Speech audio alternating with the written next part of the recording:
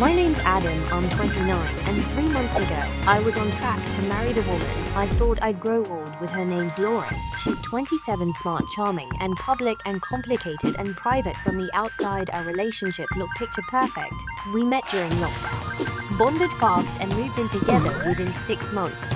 We've been inseparable ever since, but from the start there was always something about Lauren's past that felt a little off. She said her parents died when she was 19. Wasn't a topic she liked to talk about. In fact, she flat out refused to. She get quite distant. One time she even got up in the middle of a movie we were watching and walked out because there was a scene. There was someone lost their mom. She told me her childhood was hell, that her parents were emotionally abusive, that she ran away when she was 17, and that when she tried to reconcile, they rejected her, then passed away in a car crash not long after. It was heartbreaking. And I believed her when I proposed. She cried in this way that made my chest tighten like maybe no one had ever truly committed to her. Before, I thought I was lucky to have her thought I was helping her build a new life. I had no clue that most of what I knew about her was built on lies. The unraveling started with something stupid, completely accidental. I was logged into our joint laptop looking for a recipe Lauren saved weeks earlier, some kind of cauliflower pasta thing, and I noticed an old boy browser tab she left open in another window. It was Facebook, except the page wasn't hers. It was a man's profile, someone named Robert, him, same last name as hers. At first I figured it was a cousin or something, but then I looked closer at the photos. There were pictures of Lauren, not recent ones. These were old kid, Lauren teenage, Lauren one with braces, one at a birthday party, one where she was holding a trophy. It's some kind of science fair. The man in the photos looked just like her. My stomach twisted. I clicked on the About page, location Westlake, Ohio, married, listed as spouse Diane, same last name. I couldn't stop staring at the screen. I refreshed it, scrolled, both alive, both active. They posted vacation photos 2 weeks ago. One caption read, throwback to our last trip before Robert's surgery. Grateful to be alive, grateful for family. I checked Lauren's birthday. It matched one of the comments under a photo. Can't believe our baby girl's turning 25. She wasn't an only child either. There were pictures of a younger boy. Same nose, same dimples. I should have confronted her right then, but something told me to wait. Instead, I did something else, something I'd never done in the 5 years we'd been together. I messaged her mother. All I said was, "Hi, I'm Lauren's Fiance. I'd like to talk." A week later, her parents had the wedding invitation in hand. I mailed it myself. I didn't even tell Lori the day I told her I invited them. We were sitting on the couch folding laundry. She was in an old hoodie, humming to herself, totally at peace. And I, like an idiot, thought this was the right time to bring it up. I said casually, "Hey, I hope this is okay, but I found your dad's profile and invited your parents to the wedding. Thought it might be time to reconnect." I barely got the last word out before she dropped the talented hands and stood up like she'd been electrocuted. "What did you say?" Her voice was flat cold. I repeated it, this time slower. That's when she screamed. It wasn't fear, it wasn't shocked, it was something else. Wrong, ugly, like a fuse blowing out. Why would you do that? What? She stopped, pacing, grabbing her hair. Eyes looked wild. I'd never seen her like that. They're dead, Adam, dead. I told her I'd seen a Facebook page. I told her I'd seen photos from this year. I told her they looked healthy. She didn't even try to deny it. She just froze. Then she whispered, "You don't know what you've done." I asked her what she meant. She didn't answer. She locked herself in the bedroom and wouldn't come out until the next morning. But that night, after she'd shut the door, I did something worse. I opened the message from her mother, the one I'd been avoiding, and read every word. "Would you like me to continue with chapter 2? It will reveal the mother's message, the deeper secrets, and Lauren's manipulation history, all with the same emotionally grounded tone." And long, slow burn, pacing for YouTube. I sat alone on the couch that night, the glow of the laptop screen, the only light in the room. My hands were shaking, not from fear, not yet, but from this creeping sense that I had just stepped into something way bigger than I understood. The message from her mother had come in almost immediately after I'd said the invitation, but Henry. Edit, I wasn't sure why. Maybe I was hoping the truth would go away if I ignored it. Maybe I wanted to give more in the benefit of the doubt for one more day, one more hour. But now, after that scream, after the way her entire face changed, the moment I said her parents' names, I opened the message. "Adam, we've been trying to find her for years. Please tell us, is she okay? Is she safe where her parents? We are not perfect, but we have never ever stopped loving our daughter. She told you we were dead. That's not the first time she's done this. There's so much you don't know. If you're willing to talk, we'll come to you. We just..." Want the truth out before she hurts anyone else? Diane and Robert, that last line stopped me cold.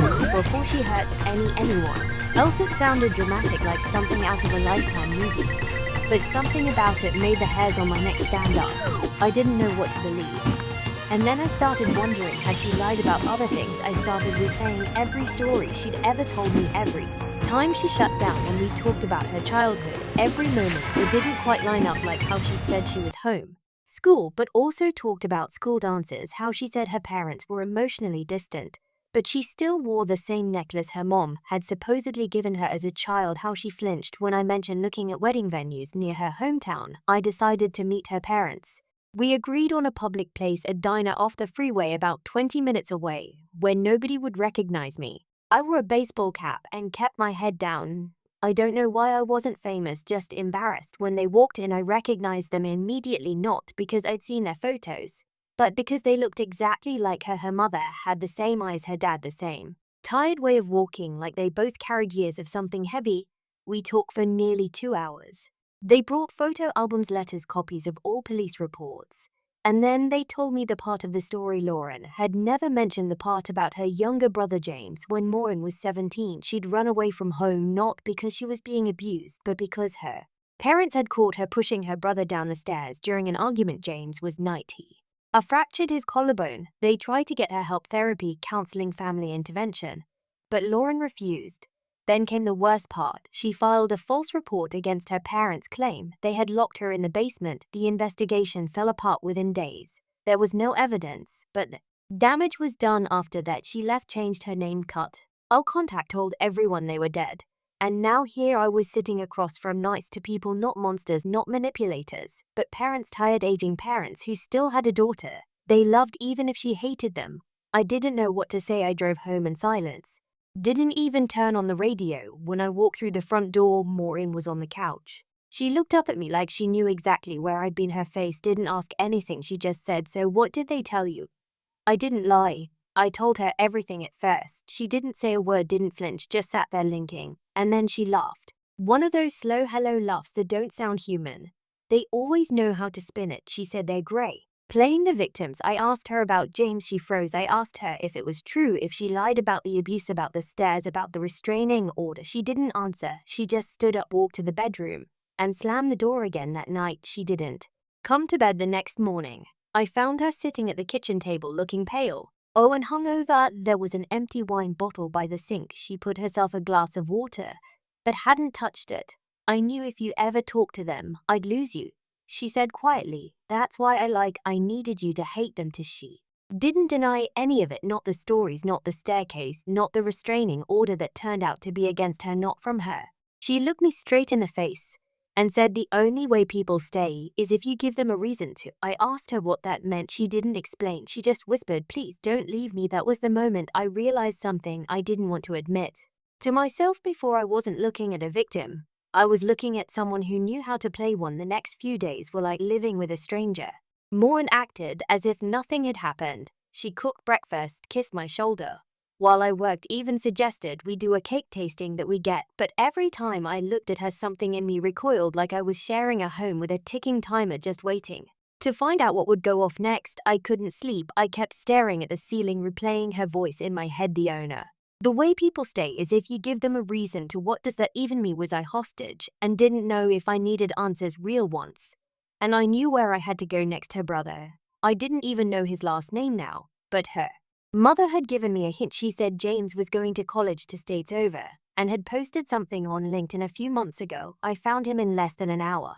He changed his last name too. I sent a message, "Hi James. I'm Adam, I'm Lauren's fans." Or was I just need ask a few questions, I promise. I'm not trying to start anything, I just need understand. He replied later that night, one sentence. I figured she'd find someone eventually. We agreed to talk on the phone, what he told me, and 20 minutes crack. The last piece of the illusion I'd been clinging to. He remembered everything, how she lied to their parents to get him in trouble, how she once told his 5th grade teacher that their dad hit them. He didn't, and the claim was dropped, but not before CP showed up at their house. He told me about the stairs, said it wasn't even an argument. She was upset their parents made her stay home from a party. Enjoy. James walked into the hallway at the wrong time. She pushed him apart. What shocked me wasn't the injury, it was what happened after. She told their parents he fell, But then when they confronted her, she snapped, called her dad a predator, said her mom ignored the abuse, screamed. Until the neighbors called the cops. When nothing stuck, she packed all things, stole her mom's emergency and vanished. They didn't hear from her again until 3 years later through a Facebook post someone else tagged, or in whatever she told you. James said, "I hope you don't find out the hard way." I asked him what he meant. He sighed, then said, "She doesn't break things right away. She makes you love her first. That's the trick." The conversation lit something in me. I started replaying everything: the strange way she hated my best friend, how she once suggested I block him after he joked she had main character energy, the time she asked for control over the wedding, fine just for convenience, the fact that she'd already talked me into cutting down visits with my mom, who she said was passive-aggressive. She was isolating me slowly, quietly, and I almost didn't notice. That weekend, I went into a shared email and opened the wedding folder more, and was the one managing it. I found emails I hadn't seen before. One thread with a wedding photographer she requested I not use because he was too expensive. Her message: "My fiancé thinks it's out of budget, but he'll move things around. He doesn't need to know." No. Another one with the florist: "We can say his mother's allergies make lilies a no-go. She's annoying anyway." And then one from her to her old roommate: "It's hilarious watching him play the perfect husband to be. Men are so easy to control when they think you're broken." I stared at the screen so long my eyes dried out. I closed the laptop and left no note, no I. One Nation. I drove to my parents' place an hour away and slept in my childhood bed for the first time in a decade. They didn't even ask questions. I think they could see it on my face: the exhaustion, the betrayal, the 1,000-yard stare of someone who just learned their life wasn't real. The next morning, I sent Lorna a message: "We need space. I'm not coming back tonight." Her reply was instant: "If you walk out now, I can't promise what you'll come back to." That line made my heart stop. I showed it to my dad. He took one look and said, "You need to talk to a lawyer." I didn't wait. I booked an appointment with a family law attorney the same day. I didn't tell Lori. I didn't go back to the apartment. And for the first time since I met her, I shut off my phone. It felt like I was detoxing from something I hadn't realized was poisoning me. The lawyer, her name was Meredith, listened to everything quiet, no judgment. Then she pulled out a yellow pad and said, "You're lucky this happened before the marriage." That line hit me hard. Lucky. I didn't feel lucky. I felt hollow, embarrassed, and stupid. Meredith gave me a checklist: lock down your account, separate your finances, cancel any joint credit authorizations. If she threatens legal action, do not respond without counsel. She looked me in the eye and said, "You're not her first, Mark. You won't be her last. But you have a window right now. Use it." That night, I froze a joint wedding, fine, the one she insisted on managing. There was $12,100 in it. When the bank rep read out the last transactions, my stomach turned. $610 to an unregistered event coordinator, $380 to some spine Denver, $2,000 transferred to an account not under me name. She'd been siphoning money, and I was done pretending it was just about trauma. I called venue, cancelled the deposit, same with the florist, the catering, the honeymoon suite. I emailed everyone involved with the wedding and told them we were postponing due to unforeseen personal matters. It was polite, clean, sterile. But it was a lie. When I wanted to say was the woman I'm supposed to marry is a practiced manipulator who convinced me her fan, Lee, was dead, tried to isolate me from mine and uses emotional chaos like a paintbrush. Instead, I said nothing and kept digging. A few days later, while cleaning out my digital folders, I found something strange: an old photo of Lauren wearing the engagement ring from before I proposed. At first I thought maybe it was a fluke, but the details were too specific. The simmering box, same lighting. I reverse searched the image, and that's when everything cracked open. The photo came from a 3-year-old blog post on a now deleted wedding planning. For the post, my fiancé says, "We're not ready, but I know we are. I've been planning an secret anyway." The user's name was different, but the photo, it was her, no doubt. With a little more digging, I found the username tied to a profile on another site, a relationship advice sub. Read the post had been archived. My ex-fiancé cut off contact with me after I reached out to her estranged parents behind her back. I just wanted to give her closure. She vanished the week of the wedding. Had 3 comments. One of them was chilling, sounds like you dodged a bullet. I reached out to the poster. It took him 2 days to respond, but when he did, he confirmed everything. She used a different name with him: Laura, same age, same story, dead parents, tragic past claims. She was starting over and wanted someone who wouldn't dig around. When he found her family, she ghosted him, moved cities, deleted her account. He never heard from her again. Until now at this point, I knew I had to cut her off completely. No conversation, no confrontation, just clean removal. So I sent her one final message more. And I know everything the accounts or frozen the wedding is cancelled. I will be forwarding evidence to legal counsel. Please do not contact me again. She didn't risk pot, not that day, not the next, but on the third day I got a call from the apartment concierge. She's here. She says she's locked out and oh, she's screaming. The concierge's voice was tight. She's here. She says she lives there. She's demanding to be let in. I asked one question, has she done anything threatening? He paused and said he threw her purse at the glass and called me a paid-off little puppet. I told him not to open a gate, that she didn't live there anymore. Her name wasn't on the lease, never had been, and I'd already sent in a notice of removal to building management. Then I hung up and braced for the fallout. She should have 3 more times that week. The second time, she brought a friend, some guy didn't recognize. They sat outside the building lobby in a parked car for almost an hour, engine running, lights off. I didn't go out. I didn't engage. The third time, she came alone, knocked on the glass until her knuckles blacked. I called security. They filed a report. I didn't want to seen, but it was already happening quietly, and without my permission. Mutual friend started texting me some accusatory pay. Is it true the wedding's off more? And says you've been acting paranoid. She told us you're being manipulated by her parents. I didn't reply to most of them, except one. Jake, a friend from college, would always had a level head. He called, I answered. I told him everything, not with emotion, just facts.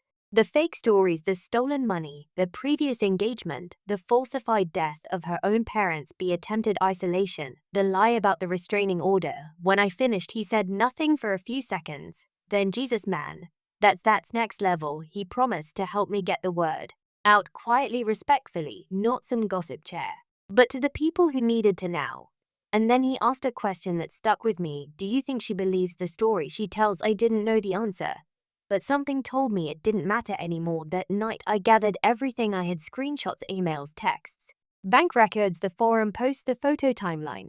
I put it in a single Google Drive folder and shared it with my lawyer just in case. I also shared it with her parents. Her mom replied with one line: we always hoped the right person would see through it. We're sorry you had to be the one. The final straw came 2 weeks later. She left a voicemail on my work number. I hadn't given her that number. She had have dug for it. The message: if you think you're the first person to try and fix me, you are. But you'll regret being the first to betray me. You'll see that message cross the line. I forwarded it to Meredith, my lawyer. She recommended filing a restraining order, not just to protect me, but to create a paper trail. We filed the paperwork that same week. She was served at her job. She didn't scream that time, didn't send a message, didn't post anything. She just disappeared the way she had before. But this time I wasn't the one left in pieces. I had built something quietly behind the scenes: a support system, a legal record, a reputation she couldn't twist because I'd gotten ahead of her. The venue refunded what they could. My parents helped me cancel the rest. Even the airline gave me partial credit for the honeymoon for lights. The only thing I couldn't return was the ring, and honestly, I didn't want to. A month passed, been to no calls, no texts, no new accounts, no random knocks on the door, just silence. It's strange how quiet can feel heavier than chaos. For weeks, I kept expecting her to show up again outside my work at my parents' house, through a new phone number or fake email, but nothing came.